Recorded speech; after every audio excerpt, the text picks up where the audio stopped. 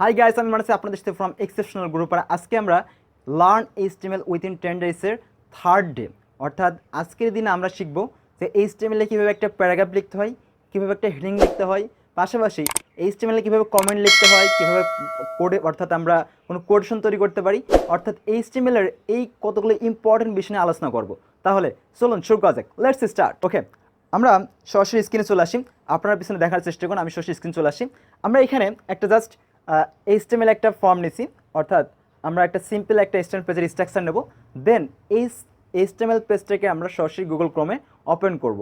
অর্থাৎ আমরা গত লেসনে শিখছি যে কীভাবে লাইভ রিলোড করতে হয়, অর্থাৎ আমরা সরাসরি সাবলাইম টেক্সটের কোডগুলো লিখবো আর সেই কোডগুলো রেজাল্ট আমরা পাশে অর্থাৎ গুগল ক্রোমের একটা পেজে আমরা দেখতে পারবো। তাহলে চলুন আমরা দেখি কীভাবে করতে হয়। তাহলে লেটস স্টার্ট। আমরা এখানে দেখছি যেখানে আমরা পেজ নিয়েছি, যেটার নাম দিচ্ছে third.html। আমি বারবারই বলছি যে আপনারা পেজটা সেভ করার শেষে একদম শেষে দেবেন কি এক্সটেনশনে থাকবে .html। ওকে, লেখার পর আমরা কি লিখবো তাহলে চলুন দেখি আমরা একটু .html। আমরা HTML পেজের স্ট্রাকচার আমরা ক্লিয়ারলি জানি যে কীভাবে HTML পেজটা নিতে হয়। তাহলে দেখুন আমি ডট অর্থাৎ স্ল্যাশ, আমি যখন HTML কোডিং ট্যাগিংটা শুরু করছি তখন কিন্তু আমার কি পুরো কোডিং স্টাইলটা নিয়ে নিয়েছে। অর্থাৎ এই কোডিং স্টাইলটা আমি কিন্তু ক্লিয়ার বুঝতে পারছি যে এটা একটা কোডিং স্টাইল। এটা আমার মানে আমি গত ক্লাসে ফার্স্ট লেসনে আমি আলোচনা করছি যে HTML কোডিং যে কোডিংটা আছে, HTML কোডিংয়ের ট্যাগগুলো কীভাবে স্টার্ট হয় সেগুলো আমরা গত লেসনে পরিষ্কারভাবে শিখতে পারছি। তো আজকে আমরা দেখব যে টাইটেল আমরা দিতে পারছি যে this is third lesson. Okay, so আমরা গত ক্লাসে বুঝলাম যে বডির মধ্যে আমরা যেগুলোই লিখবো সেগুলো আমাদের মূল ওয়েব পেজে ভিজিবল হবে। ওকে, তো আমরা বডির মধ্যে এখন লিখি। সাপোজ বডির মধ্যে আমরা মনে কর লিখলাম যে আমরা আজকের লেসনের মূল যে থিম সেটা হলো প্যারাগ্রাফ কীভাবে লিখতে হয়, অর্থাৎ একটা প্যারাগ্রাফ লেখার পদ্ধতি কী। তো প্যারাগ্রাফ লেখার জন্য একটা সুন্দর একটা কোড ওয়ার্ড আমাদের ট্যাগ রয়েছে, সেটার নাম হলো P.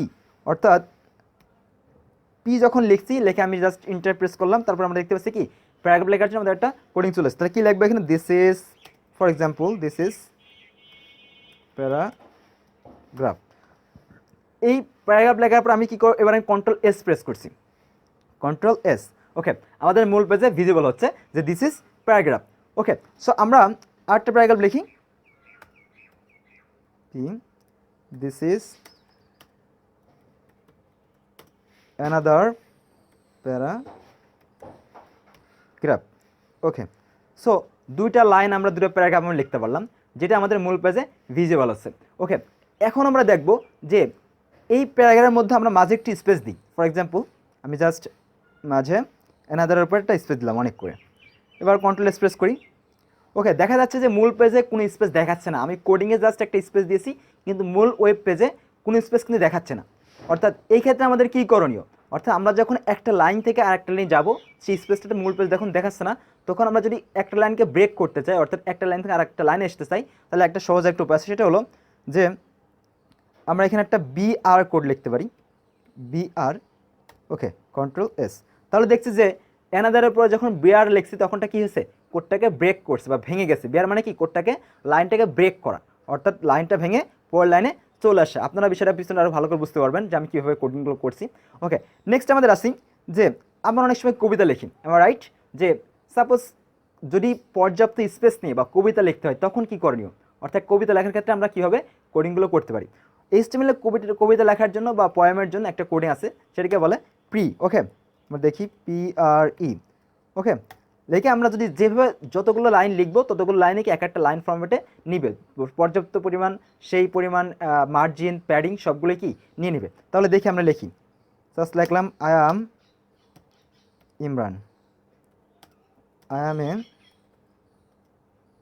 Student. Okay, okay, I live in Jhenaidah. Okay, আমরা এটাকে এতটাই রাখলাম, কন্ট্রোল এস প্রেস করছি। দেখা যাচ্ছে যে এই প্রি লেখার ফলে পুরো কোডিং স্টাইলটা কী হয়েছে, একটা জায়গা নিয়ে নিয়েছে, পর্যাপ্ত একটা স্পেস নিয়েছে, এর সামনে একটা জায়গা নিয়েছে। অর্থাৎ আমরা দেখি যে সামনে একটা কী নিয়েছে, জায়গা নিয়েছে, প্লাস দেখুন আই অ্যাম ইমরান, এর আগে কি পর্যাপ্ত একটা স্পেস নিয়েছে, পরে একটা পর্যাপ্ত স্পেস নিয়েছে।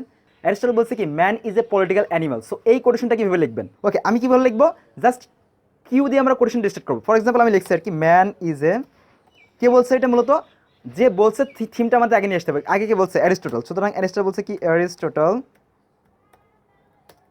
সেইড। ওকে, অ্যারিস্টটল সেইডের পরে আমি কোটেশনটা নিয়ে আসবো। কোটেশনটা কীভাবে লিখবো, জাস্ট কিউ দ্বারা।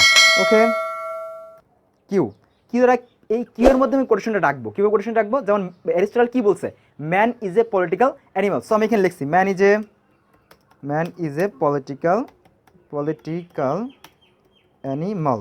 ওকে, সো এই পলিটিক্যাল অ্যানিমালের শেষে আমার কোটেশনটা ক্লোজ করতে হবে, কারণ আমরা জানি HTML ট্যাগটা যখন শুরু হয় তখন কি HTML ট্যাগটা কি শেষ করতে হয়, অর্থাৎ আমরা ক্লোজিং ট্যাগ দিচ্ছি কি জাস্ট। ওকে, ডান। তো আমার এইটুকু এলো কি, যা কোটেশনটা তৈরি হয়ে গেল। ওকে, আমি কন্ট্রোল প্রেস করি। ওকে, দেখছি এবার আমার কোটেশনটা যতটুকু দরকার কোটেশনটা নিয়ে নিয়েছি, কিন্তু অ্যারিস্টটল কি বলছে, Aristotle said man is a political animal. Okay, so আমাদের কোটেশন কোডগুলো আমরা ক্লিয়ারলি ভিজিবল হয়েছে। এখন আমরা আসি যদি লং টাইম যে কোটেশনগুলো আছে, অর্থাৎ লেন্দি যে কোটেশনগুলো আছে, সেই কোটেশনগুলো আমরা কীভাবে লিখবো। অর্থাৎ আমরা যদি লং টাইম যে কোটেশন অর্থাৎ লেন্দি কোটেশনগুলো লেখার ক্ষেত্রে একটা সিস্টেম আছে যেটিকে বলে ব্লক কোড। ওকে, আমরা লিখি সাপোজ BLO। ওকে, ব্লক কোড লেখার পরে দেন আমরা এইখানে আমাদের কোডগুলো কী করবো, রান করবো। সো আমরা এখানে লিখলাম যে I am Imran Hussain, I am taking the class. Okay, so আমি আরও কিছু লিখতে পারি এভাবে। ফর এক্সাম্পল আমি জাস্ট কপি পেস্ট করছি সময়ের কারণে। ওকে, আমি কী করছি, ব্লক কোড লিখছি। এই ব্লক কোড লেখার সিস্টেম হলো আমি পুরো কোডিংয়ের জন্য প্যাডিং নিয়ে নিয়েছি, সামনে একটা স্পেস নিয়ে নিয়েছে, পুরো সামনে একটা কী হয়েছে, পুরো প্রপারলি একটা মার্জিন দিয়ে নিয়েছে। সুতরাং ব্লক কোড দিয়ে আমরা কী করতে পারি, কোডিং স্টাইলগুলো সুন্দর করে সাজাতে পারি। ওকে, নেক্সট আমাদের একটা বিষয় হয়েছে, ব্লক কোড গেল। এবার আমরা কি করছি যে এই ব্লক কোডের পরে আমরা কোনো একটা অংশকে কমেন্ট আকারে রাখতে চাচ্ছি, অর্থাৎ কোডিংটাকে প্রপারলি বোঝার জন্য, অর্থাৎ যেটা আমাদের মূল পেজে ভিজিবল হবে না, কিন্তু আমরা নিজেরা কোডিংটাকে বুঝতে পারবো যে এইটা এইখানে হেডিং শুরু হয়েছে, এখানে প্যাডিং শুরু হয়েছে, এটা প্যারাগ্রাফ, এটা আপনার টেক্সট ফরম্যাট। তো তার জন্য কী করা দরকার, তার জন্য আপনারা সহজেই জাস্ট স্ল্যাশ আমরা দেশ কিছু করতে পারি। ওকে, এই যে এবার শুরু করে দেন আমরা লিখতে পারি কি this is comment. Okay, this is comment. Okay, just আচ্ছা, এই দিস ইজ কমেন্ট এই লাইনটা কিন্তু আমাদের মূল পেজে ভিজিবল হবে না, অর্থাৎ মূল ওয়েবসাইটের যে পেজটা আছে এই পেজে আমরা দেখতে পারবো না, অর্থাৎ এটা একটা কি হাইড হয়ে থাকবে। অর্থাৎ নিজেরা জাস্ট যখন কোডিংয়ে ঢুকবো, সাবলাইম টেক্সটটা অন করবো, তখনই আমরা এটা দেখতে পারবো, কিন্তু মূল পেজ এটা কি হবে না, ভিজিবল হবে না। ওকে, কন্ট্রোল স্পেস করি, দেখা যাচ্ছে মূল পেজে কোনো কিছু কি ভিজিবল হচ্ছে না। ওকে, তাহলে কমেন্টটা আমরা স্টার্ট করতে পারি কি দিয়ে, অর্থাৎ এই যে সুপার এক্সক্লামেটরি চিহ্ন আছেন সেটা আমরা শুরু করব, আর শেষে কি করব, ক্লোজ করবো এটা দিয়ে। ওকে, তাহলে আমরা আজকে কমেন্ট, প্যারাগ্রাফ, এবার আমরা আসলে হেডিং সম্পর্কে কিছু জানবো। ওকে, হেডিংটা আমরা কীভাবে শুরু করবো, হেডিংটা শুরু করার ক্ষেত্রে H1। ওকে, H1 দিলাম দিস ইজ হেডিং,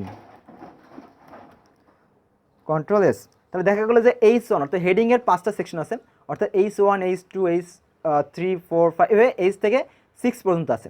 অর্থাৎ এই হেডিংয়ের যে কোডগুলো আছে, অর্থাৎ হেডিং স্টাইল আছে 6টা, যেটা H1 সেটা সব থেকে বড়ো, H2 তার থেকে ছোটো, অর্থাৎ এভাবে যে ধারাবাহিকভাবে দেখা যায় যে H6 তার সবার থেকে ছোটোটা, অর্থাৎ সব থেকে ছোটো যেটা সেটা হলো H6, অর্থাৎ সেটা হলো সবচেয়ে ছোটো একটা হেডিং। আমরা যদি সবচেয়ে ছোটো হেডিং লিখি তাহলে কীভাবে লিখতে হয় দেখুন, H6 this is last heading. Okay, সবথেকে ছোটো হেডিংটা আমাদের ভেবে দেখাচ্ছেন, আমার রাইট। ওকে, তাহলে আজকে আমরা এই বিষয়গুলো আলোচনা করলাম যে কীভাবে আমরা একটা প্যারাগ্রাফ লিখতে পারি, কীভাবে আমরা একটা পোয়েম লিখতে পারি, তাছাড়া কীভাবে কোটেশন লেখা যায়, তাছাড়া কীভাবে HTML পেজে হেডিং লিখতে হয়। তাহলে আজকে পর্যন্ত, নেক্সট আবার দেখাবে, সে পর্যন্ত সকলেই ভালো থাকবেন, সুস্থ থাকবেন। ওকে, বাই।